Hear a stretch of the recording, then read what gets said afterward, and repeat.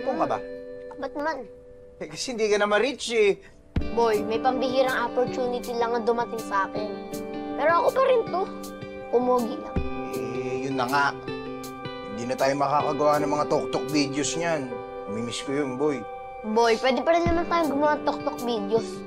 Basta, wala nang kalokohan ngayon. Naku, eh, yun nga yung exciting, boy. Boy, mag-a-adjust na tayo ngayon. Kasi public servant na ako eh. Kailangan. Good morning, Kap! I'm Belle, your acting barangay secretary.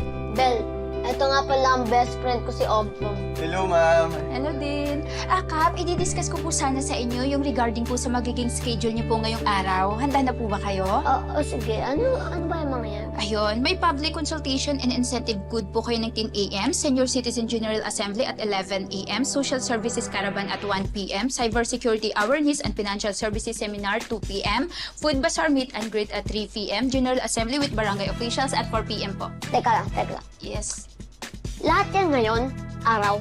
Yes po, Kap.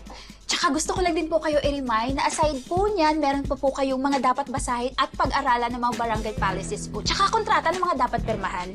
Ano naman yung mga yun? Ay, wait. Hi, Kap. Good morning po. Hi po, Kap. Gandang araw, Kap. Gandang araw, Kap. Kap, pahapon pa.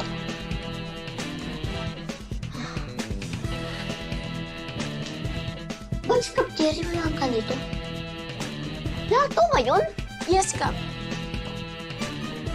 Ayoko ka maging kapitan. Akala ko mayor yung gagawa nito eh.